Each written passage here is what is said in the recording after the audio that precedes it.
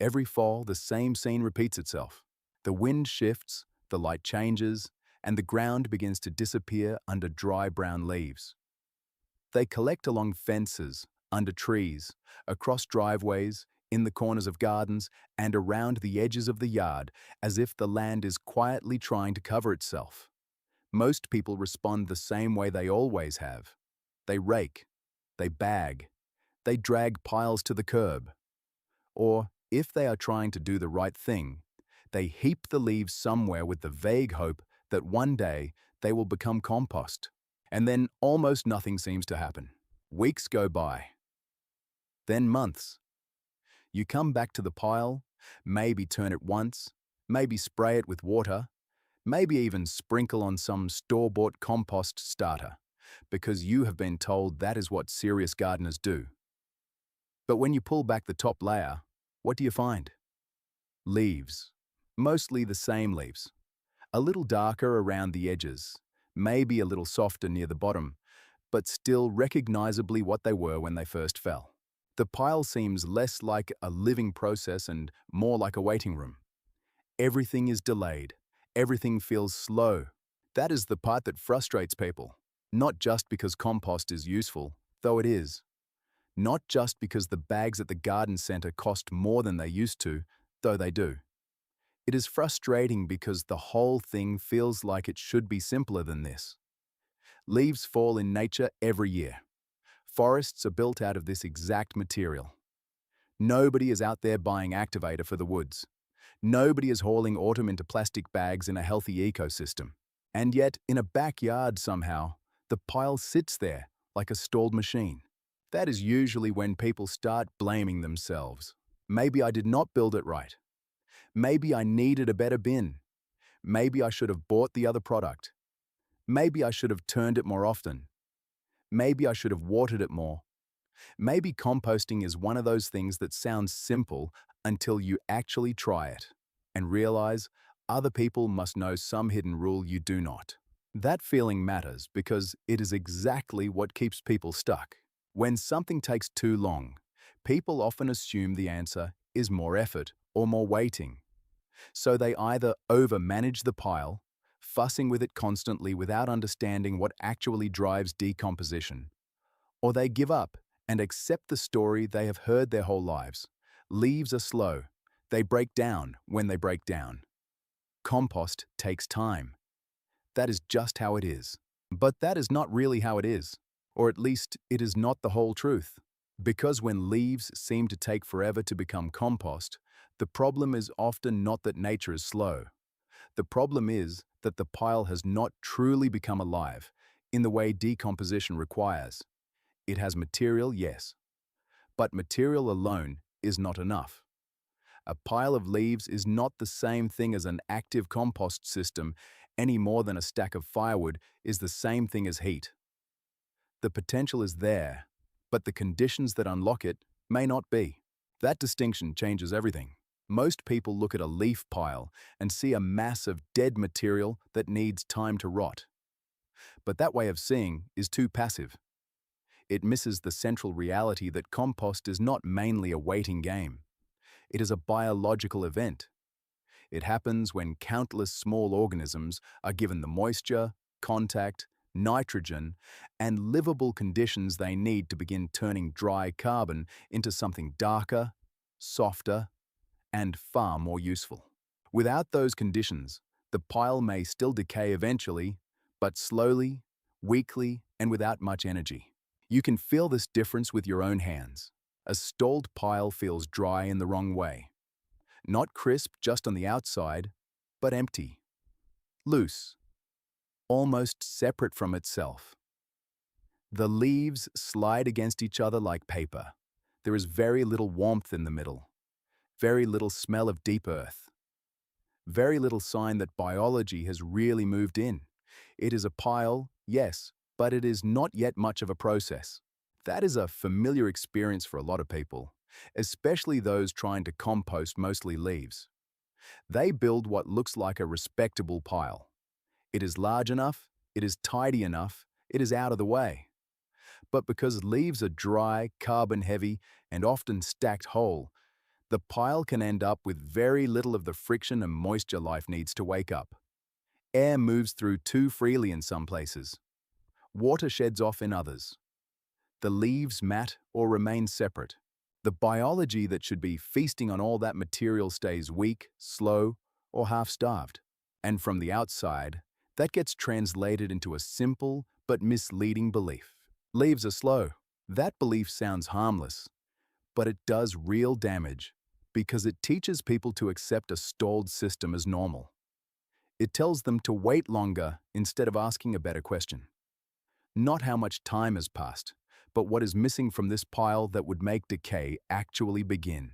That question is the door into the whole video. Because if the problem were truly just time, there would be almost nothing to learn here. You would simply wait. But if the problem is missing conditions, then everything changes. Then the pile is no longer a passive object. It becomes a system that can be awakened. And once you see it that way, the leaves covering the yard no longer look like a nuisance or a chore or a slow brown mess. They start to look like stored fertility, held in a form that is waiting for one simple thing: the right relationship. That is the shift, not from leaves to compost at first, but from dead waiting to living process.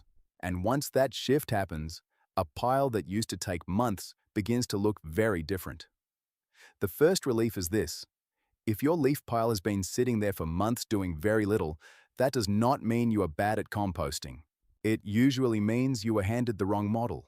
People are often taught to think of composting as if it were mainly about patience. Put organic matter in a pile, wait long enough, and nature will eventually do the rest. That is true in the broadest sense, but it is also incomplete in the most important way.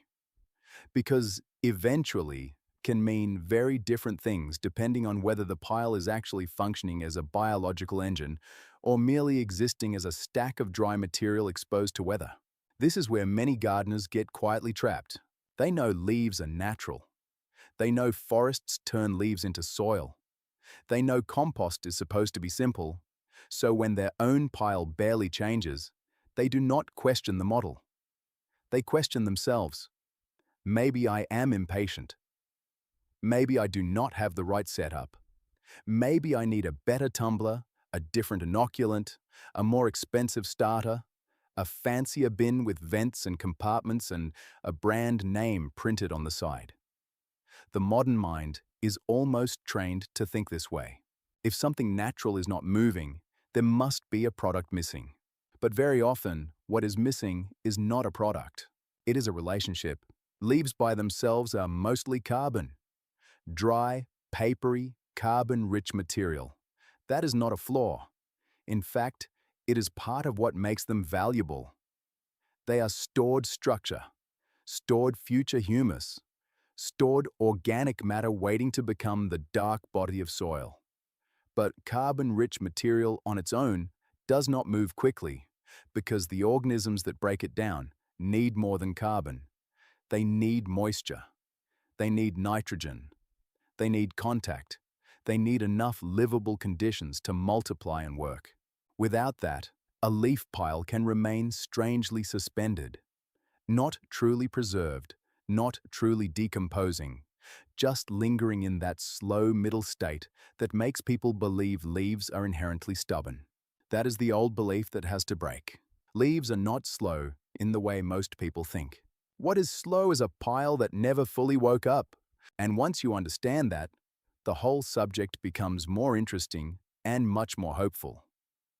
Because if the issue was simply that leaves take forever, then there would be very little you could do besides wait or buy. But if the real issue is that the pile lacks the conditions that activate decomposition, then you're no longer stuck with time as your only tool. You can change the conditions. You can feed the process. You can make the biology stronger instead of just standing there hoping it somehow appears on its own. That shift matters because it takes composting out of the realm of vague backyard luck and puts it back into the realm of natural law. In a healthy woodland, leaves do not vanish because the forest has magical powers. They break down because they fall into a living system that immediately begins working on them. Moisture moves through them. Nitrogen-rich inputs from green material, droppings, dead organisms, and microbial life mingle with them. Fungi and bacteria do not arrive months later like invited guests. They are already there.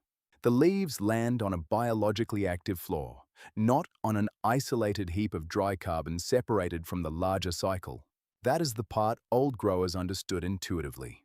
They may not have spoken in modern compost jargon, but they knew that rot is something you can encourage. They knew decay speeds up when materials are mixed in the right proportions, when dry matter is dampened properly, when one kind of waste is put into relationship with another, and when the pile is protected from becoming too dry, too loose, or too lifeless. They knew the difference between a heap that merely sits and a heap that cooks, softens, darkens, and becomes earth. That is the new model this video needs to install. Compost is not what happens when time passes. Compost is what happens when life is fed. That single shift changes the meaning of everything in the yard. Now, a pile of dry leaves is no longer almost compost. It is incomplete material. Valuable, but incomplete. Green trimmings are no longer messy waste from somewhere else. They are missing nitrogen. A little moisture is no longer just housekeeping. It is part of making the pile inhabitable. A homemade liquid is no longer some miracle potion. It is a way of delivering moisture, nutrients, and microbial encouragement into a system that was too dry or too separate to really begin. And once you see it that way, something else becomes obvious. The speed of compost is not mainly a question of effort. It is a question of activation. That is why one pile can sit for months looking unchanged, while another pile, built from many of the same ingredients, starts warming, shrinking, and darkening much sooner.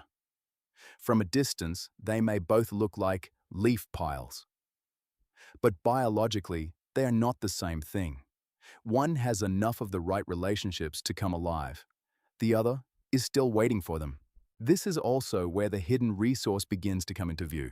Most people think they need to go out and buy whatever is missing. But in many backyards, the needed ingredients are already present. Green weeds, grass clippings, kitchen scraps, finished compost from an older pile, manure if available, even the organisms living in healthy soil nearby. The real problem is not scarcity. It is failure to combine these things in a way that lets nature do what it has always done. That is why the viewer should feel relieved here, not intimidated. The answer is not that you need a laboratory or a perfect compost thermometer or some expensive branded product.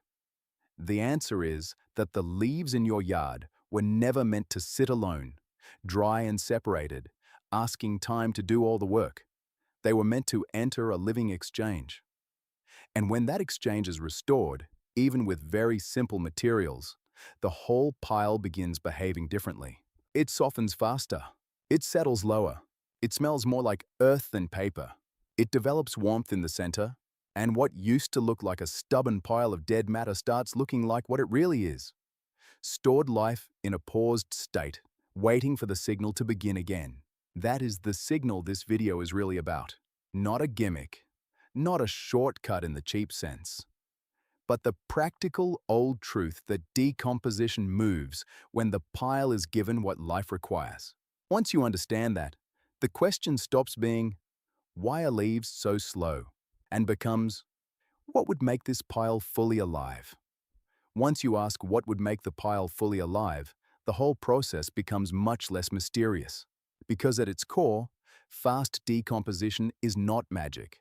It is contact, moisture, nitrogen, and biology working together in the dark. That is the part people often miss when they look at a pile of leaves. They see a mountain of material and assume size is the main factor. If the pile is big enough, surely it should become compost. But leaves can make a large pile and still remain strangely inactive because the real engine of compost is not bulk. It is the tiny life moving through that bulk, feeding, multiplying, warming the pile and slowly changing texture, color, and smell. If those organisms do not have the conditions they need, the pile may remain bulky for a very long time without becoming much more than damp storage. A simple way to understand this is to think about what a dry pile of leaves is actually like. Each leaf is mostly carbon, dry fiber, and structure. That structure is useful, but on its own, it is like a pantry with no cook in the kitchen. The food is there in a sense, but it is locked inside a form that biology must work to open. If the leaves are dry, whole, loosely stacked, and low in nitrogen, then the organisms that should be feeding on them are living under poor conditions. There is too little moisture to move life through the pile well, too little nitrogen to support fast microbial growth, too little close contact between materials, too much air in the wrong places, and too little active exchange. That is why dry leaf piles so often stall. They are not lacking time. They are lacking a complete environment. And once you understand that, the role of the liquid becomes much clearer. The secret liquid is not really secret because it possesses some mysterious dissolving power. What it really does is help create the conditions decomposition was waiting for. It carries moisture into dry material. It can carry dissolved nutrients. It can help coat leaves more evenly. If it contains nitrogen-rich ingredients or living microbial material, it helps wake the pile up by feeding the tiny workers that actually do the transforming. In other words, the liquid is not the composter. Biology is. The liquid is a trigger. That distinction matters because it protects the video from becoming shallow or gimmicky. The viewer should not walk away thinking there is some magic potion that melts leaves by force. The more powerful insight is that decomposition speeds up when you stop treating the pile like a passive object and start treating it like a living habitat. The liquid matters because it changes the habitat quickly and directly. You can see this in ordinary physical terms. Take a pile of crisp, dry leaves and crush them in your hands. They feel light, papery, separate. They do not cling to each other much. They do not feel like a medium life can move through easily. Now imagine those same leaves broken down a bit, moistened thoroughly, mixed with a nitrogen source, and treated with a liquid that helps spread moisture and biology through the pile. Suddenly, they settle closer together. The texture changes. The pile loses some of its airy emptiness and begins holding warmth more easily. The scent starts shifting away from dust and toward earth. That is not a miracle. That is a biological threshold being crossed. And this is where the practical logic of fast leaf compost begins. First, leaves need to be made more available. Whole leaves can compost, of course, but they are slower because they create larger dry surfaces and less contact. Shredding, chopping, or even just crushing them helps.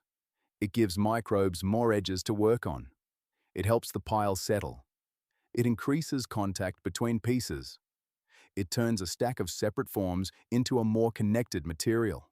Second, the pile needs moisture, but not the wrong kind. One of the easiest mistakes is to assume more water always helps. It does not. A compost pile should feel alive and damp, not drowned. If water runs through it or leaves it slimy and airless, you create a different problem. The goal is not saturation. It is moisture that allows organisms to move, feed, and reproduce. The classic test is still one of the best because it is physical and honest. When you squeeze a handful, it should feel moist like a wrung-out sponge, not dry like paper, and not dripping like a soaked rag. Third, carbon-heavy leaves need something greener, richer, and more nitrogen-dense nearby. That is why old compost methods worked so well when they layered dry matter with manure, green weeds, kitchen scraps, fresh clippings, or other hotter materials. Those inputs do not merely add variety, they correct an imbalance. They help the microbial population expand. They give the pile the fuel needed to process all that brown material faster. Leaves are stored structure. Green material is often the spark. And this is where the activating liquid earns its place in the process. A good homemade liquid can do several jobs at once. It can moisten the pile more evenly than a casual spray from above. It can carry soluble nitrogen from ingredients like urine, manure tea, plant ferments, or other traditional activators, depending on what the grower is comfortable using. It can introduce microbes from finished compost, healthy garden soil, or biologically active brews. Most importantly, it can rapidly change a pile from dry matter sitting together into material entering biological exchange. That is the hidden mechanism. The leaves do not suddenly rot because a product attacked them.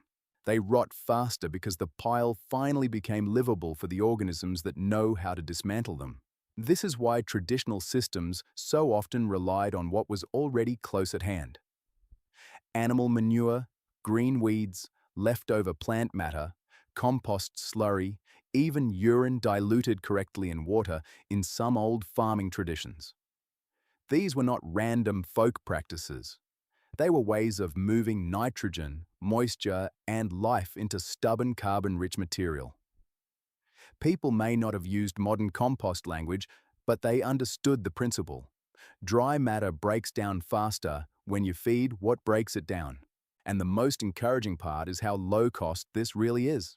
The hidden resource is often already in the yard, in the kitchen scraps, in the previous compost pile, in the green growth you were about to throw away, in the water itself, in the microbial life living all around you.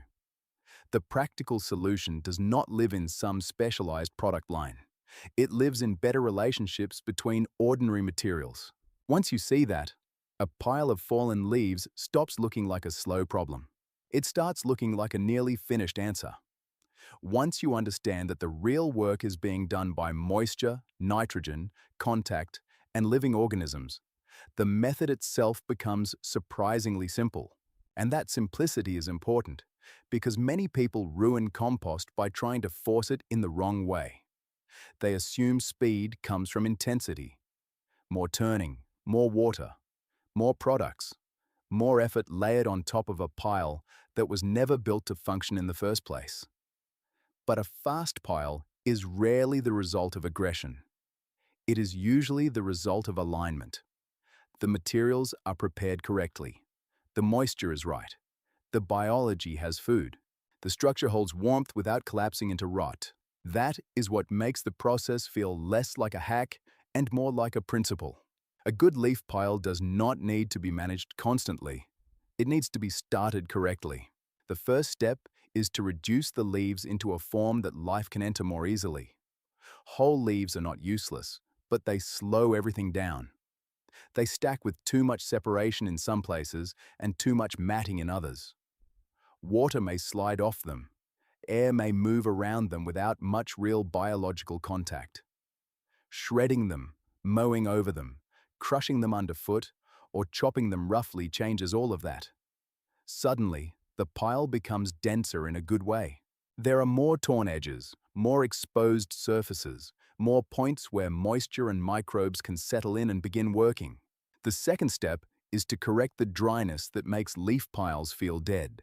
A common beginner mistake is to wet only the outside. They spray the top of the pile for a minute or two and assume the whole thing has been watered. But when they reach inside days later, the center is still dry, cool, and inactive.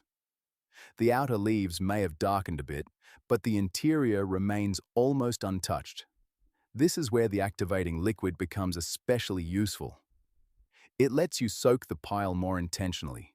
As you build or rebuild the heap, you can wet each layer so moisture is carried inward instead of merely painted across the surface. That alone changes the result more than most people expect. But moisture, by itself, is still not enough. This is where another major beginner mistake appears. Building a pile that is almost entirely brown material and then wondering why it sits there. Leaves are rich in carbon, which is exactly why they become such beautiful compost later. But carbon-heavy material needs a partner. It needs something fresher, greener, or richer in nitrogen, so microbial populations can expand. A pile that is mostly dry leaves may remain too lean to really wake up. Add green weeds, fresh plant trimmings, grass clippings in moderate amounts, manure if available, kitchen scraps, or some other nitrogen-rich source, and the entire chemistry of the pile begins to change. Now, the microbes are not just present, they are fed. And when the activating liquid includes a nitrogen source or a microbial inoculant from finished compost or living soil, that effect becomes even stronger. Again, not because the liquid is magical, but because it is helping deliver what the system was lacking. It is correcting separation. It is pulling the pile into relationship with life. This is where the actual build matters. A good fast leaf compost pile is not just a mound of whatever happened to be available. It has a kind of rough intelligence to it. Broken leaves, nitrogen-rich material, moisture worked through the layers, enough volume to hold warmth, but not so much dense wetness that it turns stagnant. Some airflow, but not so much that everything stays dry and cold. Covered enough to protect moisture. Open enough to breathe. In a way, you are not merely stacking waste. You are building a habitat for decomposition. And once you see it that way, optimization becomes easy to understand. If the pile smells sour or swampy, it may be too wet or too compacted. If it stays dry and papery, it needs more moisture worked inward or more protection from drying out. If it feels cool and unchanged after many days, it may need more nitrogen-rich material, more microbial inoculation, better mixing, or smaller leaf pieces. If the outside changes but the inside stays dead, the pile was probably never moistened or layered deeply enough for the center to come alive. These are not mysterious failures. They are physical clues. The pile tells you what is missing if you learn how to read it. A warm center, softening texture, darker color, and that unmistakable smell of earth beginning to replace the smell of dry paper.